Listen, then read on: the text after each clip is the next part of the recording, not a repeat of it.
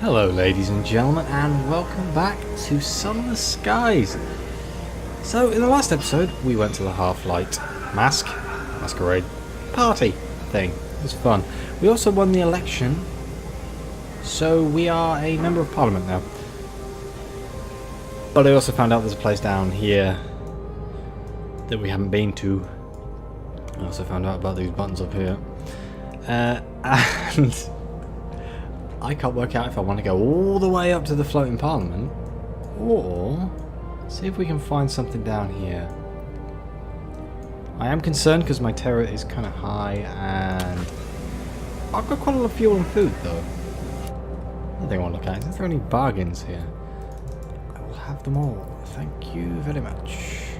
Actually no, that still hasn't been fixed. I should probably just unequip everything and equip it again. Oh well.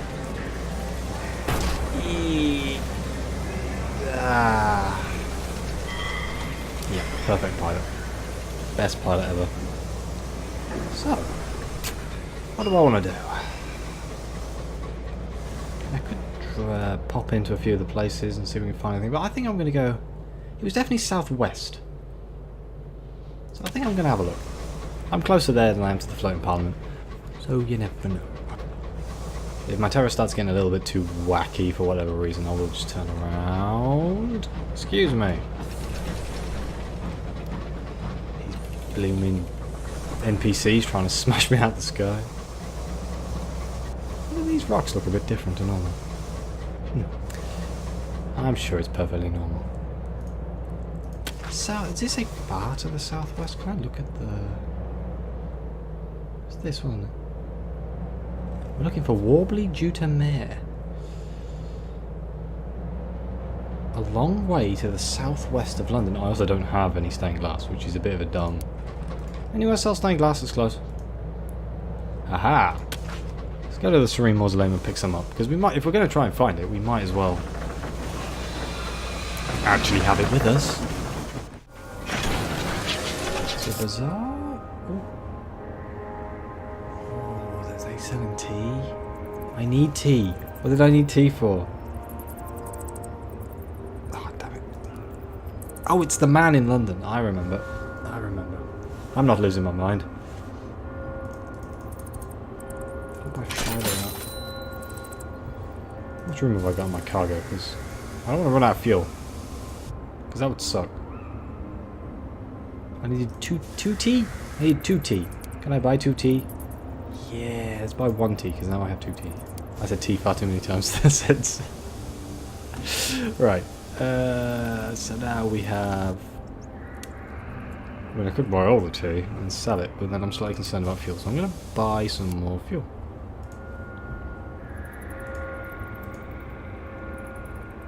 How much empty space do I have? I really hate that this is broken. Damn it.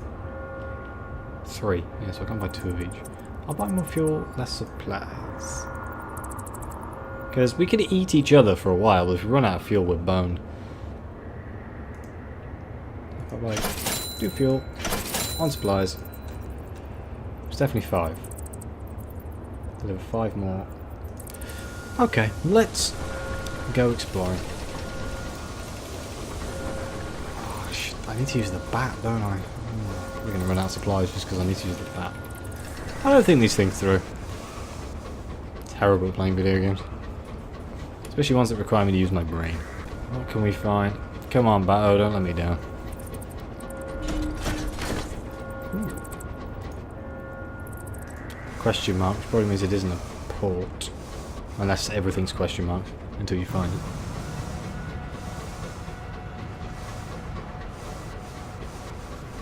Watch that terror meter.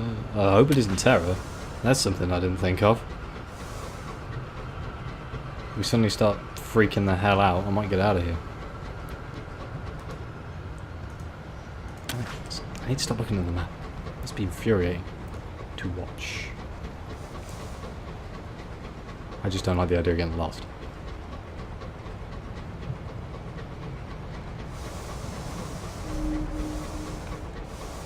Oh, because this totally wouldn't be terrifying, would it? What in the name of hell? 1906? Have I been playing this? I swear it was 1905 when I first started playing. I don't have butchery, so luring it doesn't achieve anything.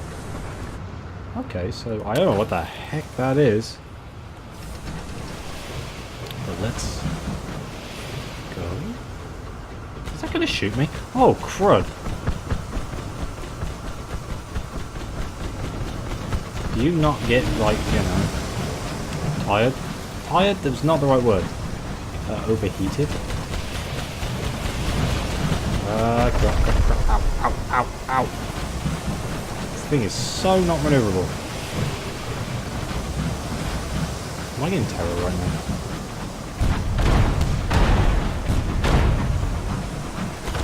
Ow! Do not want to be this close.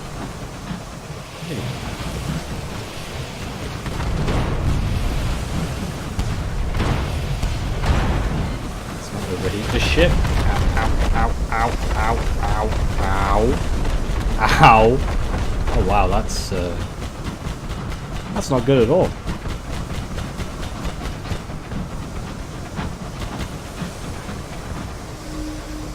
Please stop shooting me. This thing is so slow.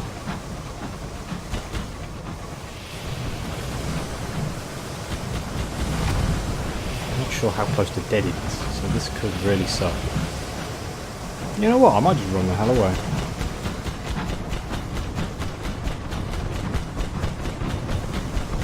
Yeah, let's do that. Ow. Well, didn't plan that very well. Yeah, bye. Oh.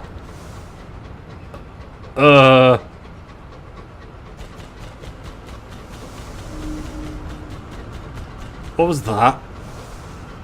That was an eyeball. I'm going back to bloody London. Screw this, I'm out of here. How much hull do I have? Ah, 6. Oh my god. Holy Jesus. How am I still alive? I could totally kill myself just by crashing. And here we are. Back in London. Oh, what a nightmare. Couldn't have gone much worse if I tried. But, let's first things first, repair the damn train. Use one of these buttons. DS1. There we go. Fully repair the hull. I'm just going. Expensive. Right. While I'm here, I may as well see if I can find out where to give the man the tea.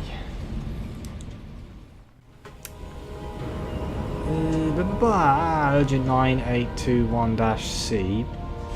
Properly urgent, this one. I'm parched. I mean, needing tea. Why not? He reads from his ledger. Required 2 caddies of dry tea for the drinking thereof. And none of that mushroom rubbish, neither. Nor the factory sweepings. We want something a bit fancy. Well, there you are, my friend. The foreman cracks the lid and inhales a nose full of the scent. It would be too much to suggest that this is the fabled midnight tea that grows beneath a black sun. But perhaps you intimate it contains a leaf or two of that priceless plant. The foreman is intrigued and pays you promptly. Well, 300 sovereigns. That's not bad. Do you have anything else? Well, I don't know. I really don't. Orders are strictly meant to be done in priority order. Don't like bending the rules like this, I must say. Where would the Empire be? His grumbling continues, punctuated by the sharp turn of pages. Okay, so... Oh yes, work order 7777-J. G. So he needs 2 rolls of bombazine. 3 uncanny specimens. That's a little bit harder to achieve. While I'm here, I'm going to try and fully... Yes. So now we have full crew. I'm going to get full crew while I'm here.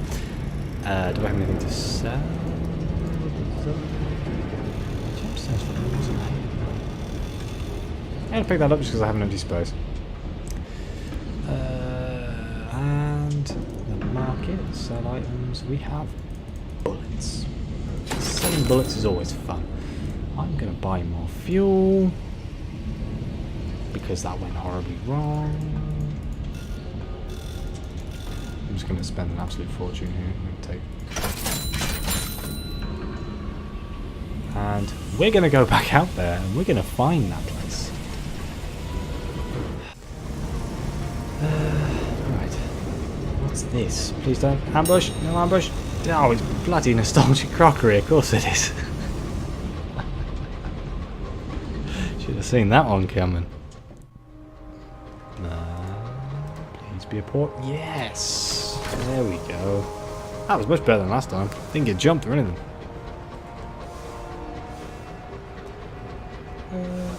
Came here once.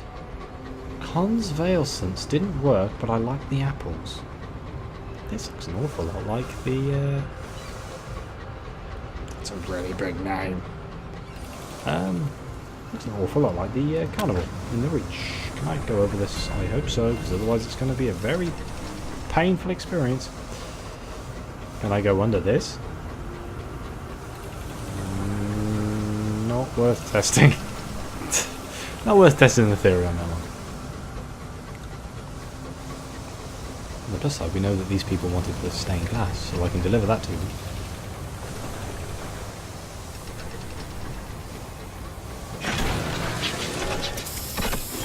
Should I do that first, or should I look through the stuff? What do they sell here? Ministry approved literature, of course they do.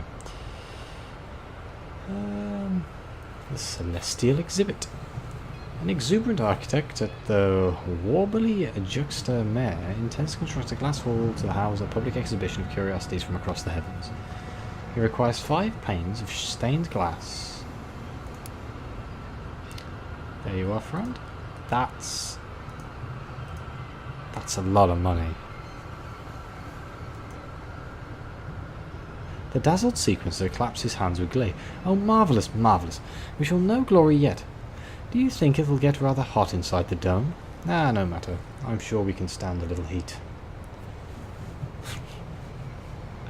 Oh, well, you know, at least it's stained glass, which means it's tinted, right?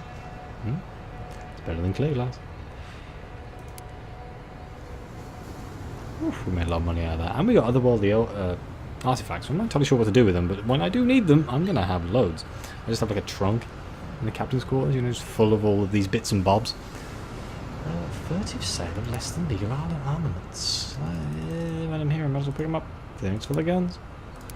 Let's see what's here. Time for an awful lot of reading. I'm going to have a quick drink.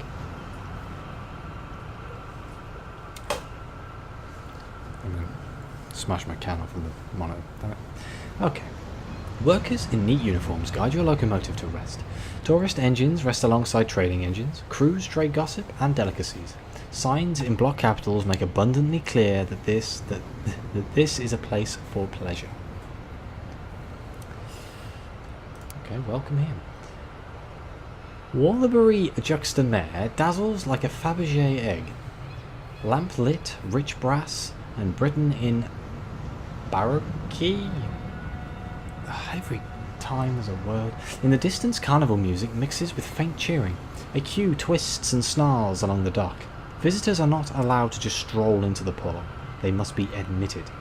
Every fortnight, the Bureau of Entertainments holds a lottery to give out a number of paupers' passes, which grant free admittance. The queue for these is long, but it's not the only way to get into the port.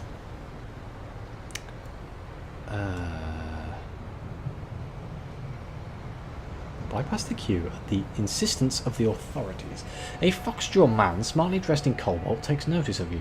He crooks a finger. First time visiting Worlebury-juxta-Mare, eh? Come on, come over then. And what's this? Properly cage your unidentifiable squirmings. Fishers waiting to access the Worlebury beach have set up rods along the dock. They'll know all about caging unruly sorts. I don't have any of that, so guess we're going bypassing the queue. The representative of the Bureau of Entertainments introduces himself. We are a department of the Ministry of Public Decency, but we're entirely autonomous. We run this port for the benefit of weary travellers. He leads you past a queue that doesn't even bother to grumble. Yes, yes, I know, queue jumping is terribly uncouth, but would you really rather be mingling with the proletariat? I know how to say that, the proletariat, there we go, where we could be enjoying our port? And I'm sure once you've seen what we have to offer, you'll need to come back again. He leads you to a fitting station. Everyone goes through this. There's a dress code. Do I get to wear a suit? The Bureau of Entertainment wishes to encourage industrious captains to patronize the port. To this end, on a captain's first visit, they are allowed in both without charge and without having to queue. I like these things. They explain things. The courtier is exquisitely attired, burgundy tailcoat, cravat, broad brocaded vest in iron and ink, breeches, boots, and a smile like a shark. Periodically he checks a brass pocket watch, while his grin lengthens and diminishes in turns. He is here to supervise the attire of new visitors to the port. In Worlebury, everyone dresses up in their headly styles of 50 years ago. The Bureau of Entertainment provides suitable attire for all visitors. What article of clothing are you going to base your choice of outfit around? Your choice of outfit has no impact on the port, it is merely an outlet of your whimsy. Oh, lovely. I'm definitely going to spend an awful lot of time reading through all of these. Receive an explanation. The courtier flicks a glance at you. I'm sure you know the spiel, but I'm obliged to repeat it.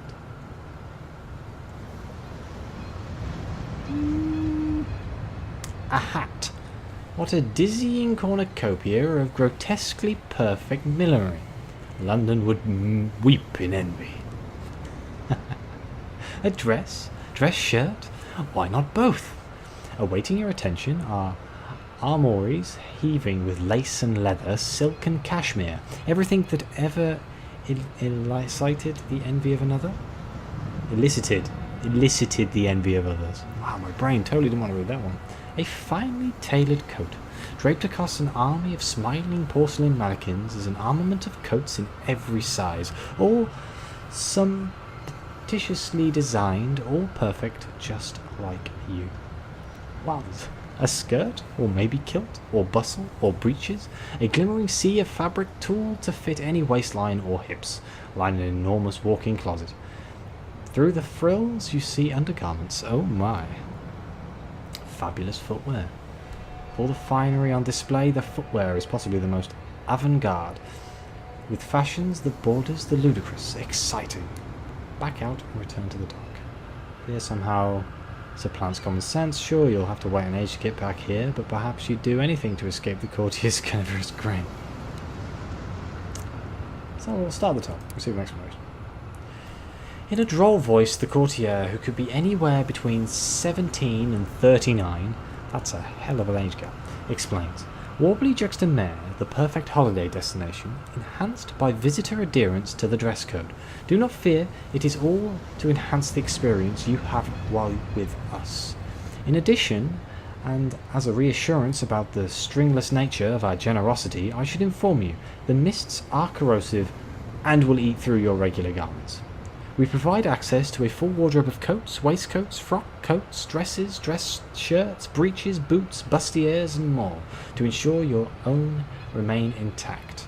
We love to see familiar faces and wouldn't want to put you off. Now pick one item and I'll choose an outfit that suits it. Oh no. I'm a sucker for a hat, but I'm also a sucker for a finely tailored coat. Yep, we're going for the coat. The courtier calls two women from a door you hadn't realised was there. They are tall, with the bluest eyes, sinewy and sepia-skinned. As before, as always, my assistants will do everything they can for you, Intendant. The women are efficient but impersonal, their attention bereft of interest. Whenever you attempt to don something that doesn't quite fit your ensemble, they remove the offending garment and replace it with an inventory of superior options. When you finally dismiss the woman, the courtier considers you for a long moment. He turns to the wardrobe and hands you several garments, all your size. Once you are dressed, he dismisses you, shooting you in Worlebury-juxta-Mare. The condition of your clothes will limit your time here. Well, we gotta get the port report. Might not be here for a while. In the face of candy floss, guards are let down. Presented with this much tea, defences are dropped. This should have been a good place to gather information. Unfortunately, the screams of the donkeys render eavesdropping impossible. Still, even by itself, a list of visitors is certainly worth something. Oh, blimey.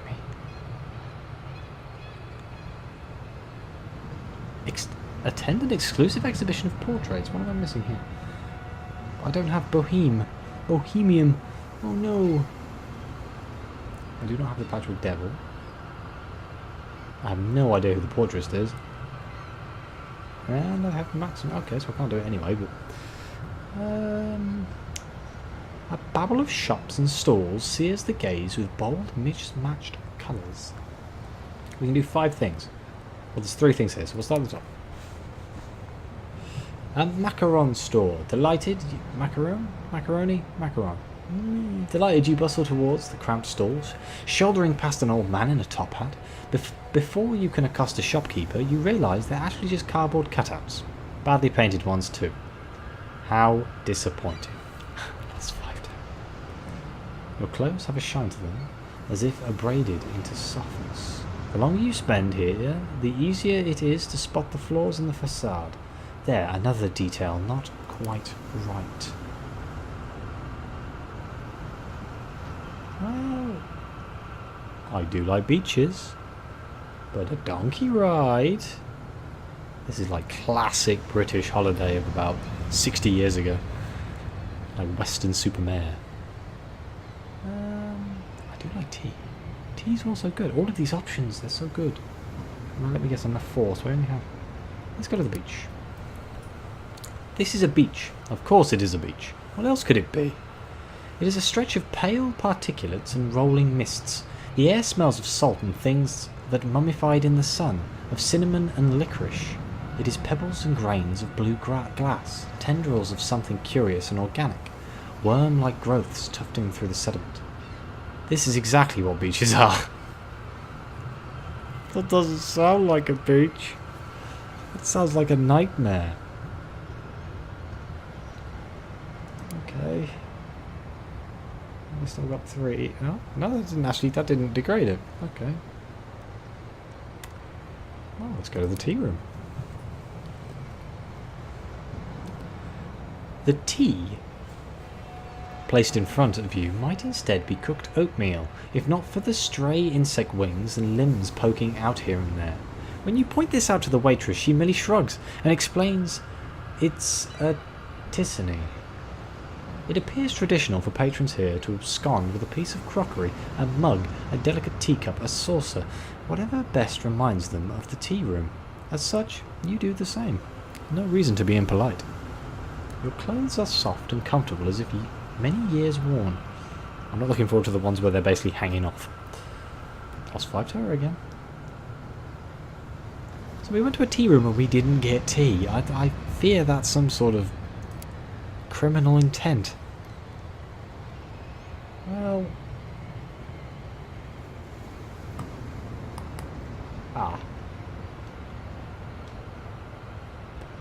Should we wander on and see what we can find? I see, it refreshes the list. Well, I haven't done the donkey ride, so we're going to do the donkey ride. You enjoy a pleasant donkey ride along the shore. The strolling motion of the beast's 4 unequal legs is soothing, and the complimentary earplugs block out all but their most shrill hunting screams. You stumble from your donkey, weak at the knees, its voice still razoring against the inside of your skull. This doesn't sound like a donkey. Nothing like any donkeys I've ever seen. Your clothes are thinning and tattered. They will not remain suitable attire for much longer. Your clothes are threadbare. You are scruffy. The longer you spend here, the easier it is to spot the flaws.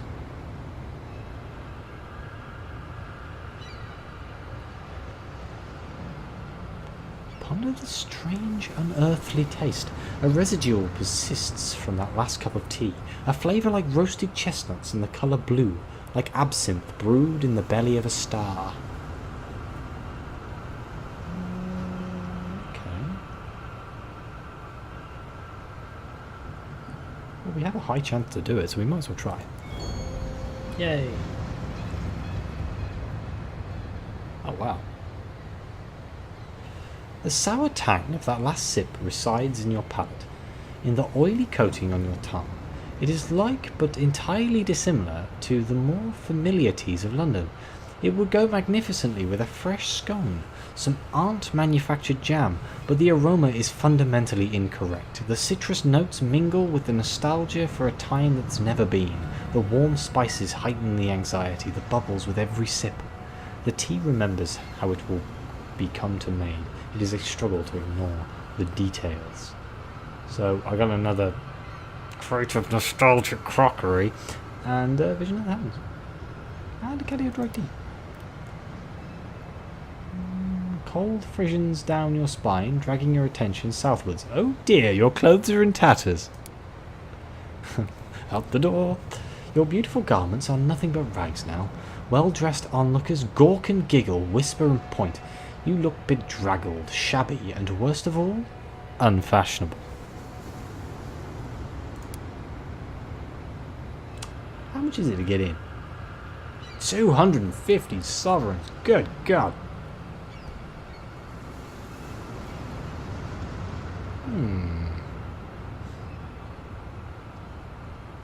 Wait, you can get in just by giving them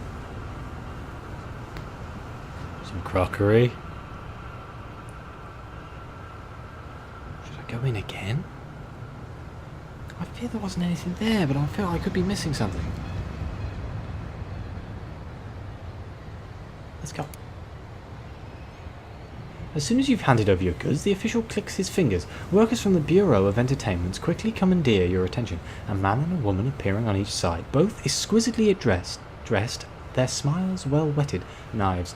Come, come already. The courtier doesn't like waiting. You need an outfit. Come, come, come.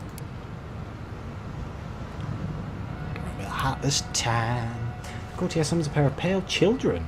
Their stained glass eyes a palette of emerald gold. They'll help you with anything you need, attendant. No favours too big, too terrible. I'd ask that you don't request a bladder as a hat. However, I hate training new help. His assistants are as attentive as they are silent. Reveringly, they offer possibilities and flattering headgear. Fascinators, bowlers, top hats, even veiled filigreed, with milky blue seed pearls and roses, the red of a broken heart. When you finally dismiss the children, the courtier considers you for a long moment. He turns to the wardrobe and hands you several garments, all your size. Once you are dressed, he dismisses you, shooting you into the Worlebury-juxta-Mare. Okay. Ruminate on the nature of the donkeys. Oh, what's my chance? Oh, we got a 100% chance. They are very earthly animals, but where has their odour gone? The extraneous entrails they'd shed and vomit. None of it is ever anywhere to be found. Uh-oh.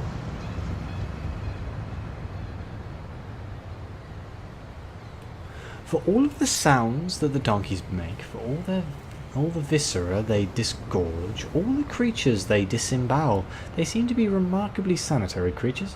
No trace of their refuse is to be seen anywhere. The beach remains spotless. But there, look, a donkey is vomiting ropes of grey intestine onto the sands. Surely, now the bile and blood will reveal themselves. Except they don't. The air flickers, and once again, everything is completely hygienic. Well, that's creepy as all hell. Terror going up was a little bit bad, but I guess I can kind of offset that with other things. Clamber through the gnarled door. You unlock this with wobbly weirdness. Fine, let's go. You pry the door open. Inside is the throat of a short tunnel. Connective tissue. Really? Leading out into the star-swallowed twilight. This is a terrible idea. A canal slicked with juices that cannot so much be seen as felt. Your journey begins here. Are we inside an animal right now? Push through to the other side. You press down. It sticks to you. Vernix and the warm reek of intestinal meat. Gelatinous and insistent that you remain where you are. I don't really want to be on the inside of an animal that's trying to eat me. Perhaps it is the Sisyphean nature of travel. Perhaps it's the carelessness. Whatever it is, the voice of the man ahead of you, salt dry and salt cold, comes as a surprise. You're late for the sermon too, he hisses. You mustn't be late for the sermon. His hand grasps yours, tugs you through a translucent membrane across the path, through church doors. You don't have time to observe the port. The air seizes you, cold as a corpse's kiss, and something about it is wrong. Have we stumbled upon a crazy cult people? Underneath a holiday destination? The bedraggled parson stands before his people, palms raised. Today we stand before they who must grieve to give praise to their sacrifice. Without them there would be no joy, no agony against which we might juxtapose the sweetness of our existence. Do not ever forget this. If you forget all else, do not forget this. He raises his eyebrows at you. A pleasure to see a new member. Please join us later on the beach.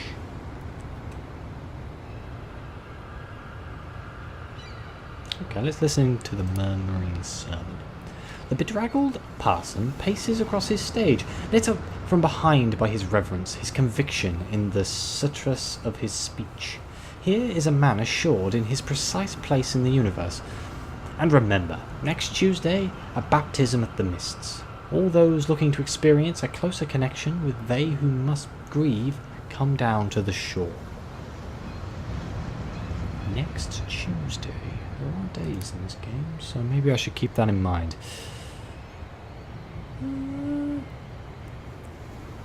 Talk to the old lady.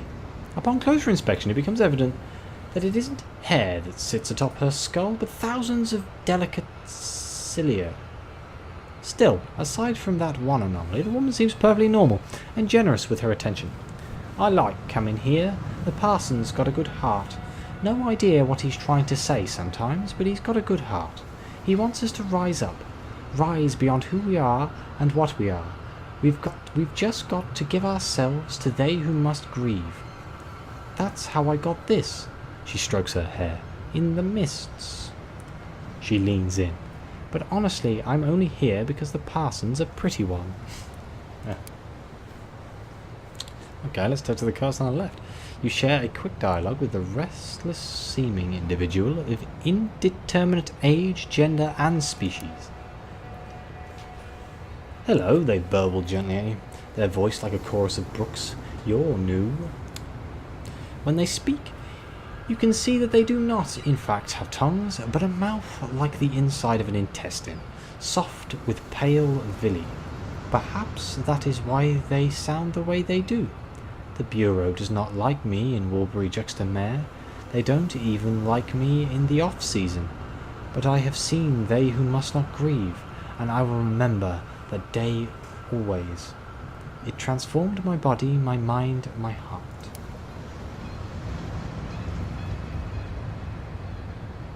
The bedraggled parson stands before his people, palms raised. He clears his throat, but before the parturian of the first syllable, officials from the Bureau of Entertainment swarms into the chapel, howling like blood-drunk wolves. Once they've surmised that you do not belong, the officers leave you alone, occupying themselves instead with the task of extraditing the parishioners even. The bedraggled parson's disciples cooperate with only minimal contempt, moving where they're told, answering questions when they are asked. All in all, a courteous disruption. Oh, bugger. Come on then. Let's go, let's go. The rictus smiles of the officers are identical in their splendour, as is the exquisiteness of their uniforms, the oiled shine of their dark hair.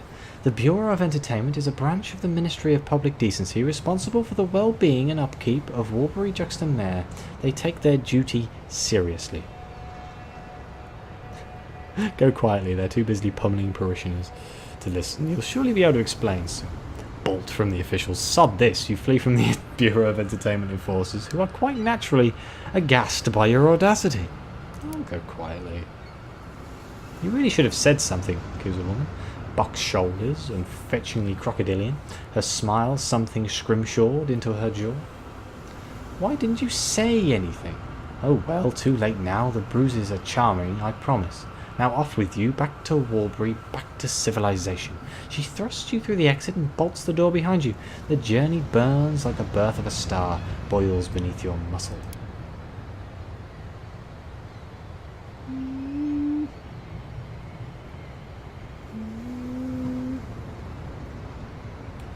I mean, I'm not a huge fan of hidden cults.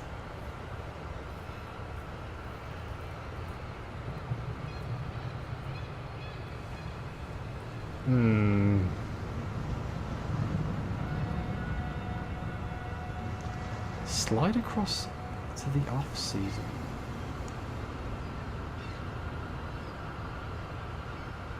Somehow I think I'm just going to go to the Office of Bureau of Entertainment, so I like the idea of this. Oh boy. Oh, how beautiful. Chandeliers dripping with diamonds. Gilt-limbed conicals of marble. Bouquet a terrace so magnificent it would drive one to tears, all leading to the sumptuous little office, its walls painted gold by candle flame. The toy maker, who looks like an amber-cast cousin to the courtier, sits at the desk, mending plush toys. He glances up as if you were here to assist. You may speak with me.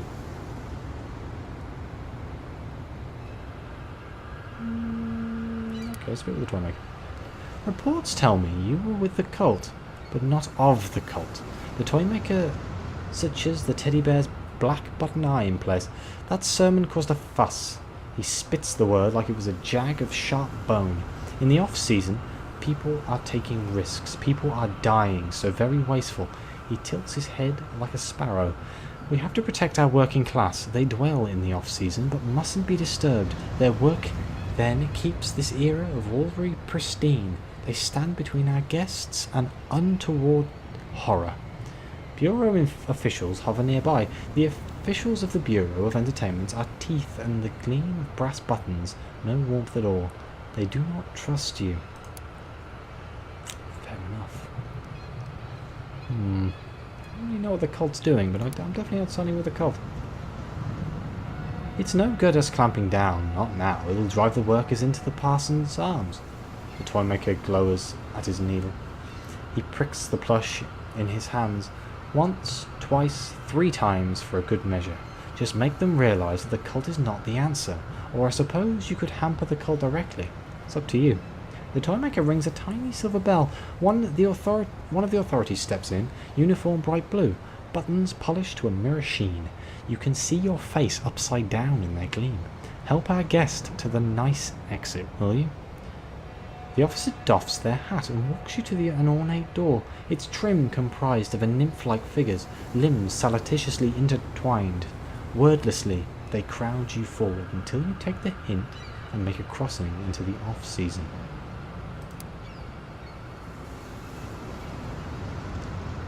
Oh, bugger.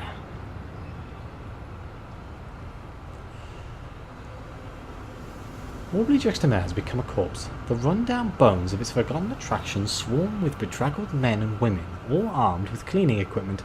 This is where the workers of Worlebury live and labour to create a gaudy frontage seen by the tourists. The beach is now a decaying mess, visited only by the cultists who attend their chapel there. To linger here you'll need to work, but labour is poorly paid. Take other workers' jobs too often and they'll firmly encourage you to depart.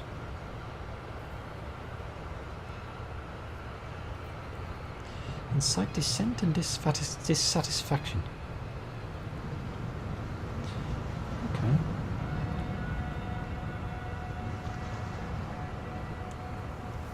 Oh, I have multiple ways of trying to incite dissatisfaction. I can either use uncanny specimens or tales of terror, or I can help people do things.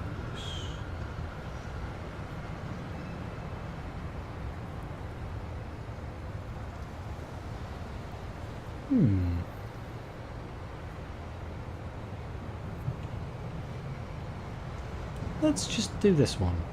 I use my one appalling secret, which is probably a terrible thing. I probably need that for something else, but never mind. Angry workers seek change, but not the kind of the cult offers. A rioting proletariat will dismiss the cult with scorn. You tell the workers the truth. They deserve more than they've gotten. At first they're suspicious, but your glibness tightens like a noose, and soon they're swinging to your tune. The riot is tepid, but serviceable. A half-hearted gang of malcontents campaigning for longer lunch breaks. You've done what the Bureau wanted. You'll have to return to their headquarters for the reward. Okay, can I leave?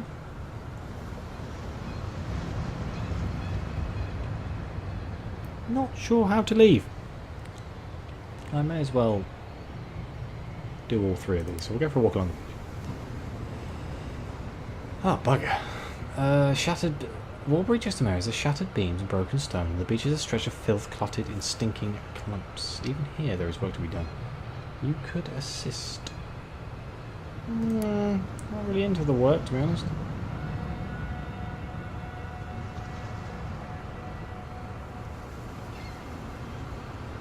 I mean, I could trade in one of my permits to get back to the tourist place. I've done what they want me to do, so I guess I could try assisting with the shoveling, see what the reward is. Sovereigns. A grumpy woman wastes little time on exposition. She passes you a shovel, a few words of advice, and jabs a gloved finger at a searing mound beside you. Try not to breathe deeply. Over the course of the next few hours, you discover two things. The first is that the donkey feces, once it starts burning, smells curiously like tea. The second is that it occasionally fruits malformed viscera, an occasional eyeball or six. The work is nightmarish, but you survive to the end of your shift. You'll never smell the same again.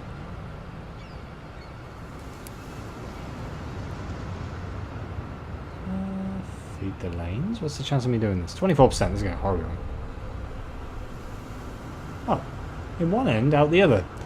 For a few hours, you shovel muck into a blindly groping ducks. One eats part of your sleeve before you can beat it away with a ladle. Okay, getting terror. That's terrible. That's absolutely bloody terrible.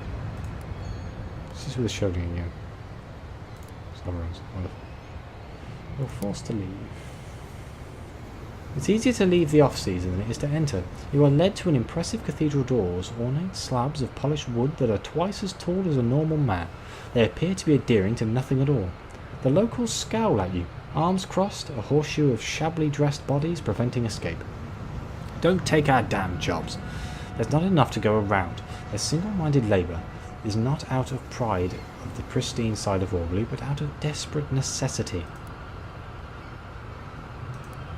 Can I speak to the thing? Okay, well, I will try and get back in there in the next episode. This has been going on for a very long time. So, I'll end it here. But as always, let me know what you think. Like, subscribe, and we'll carry on with this in the next episode. As always, thanks for watching, and I'll see you next time.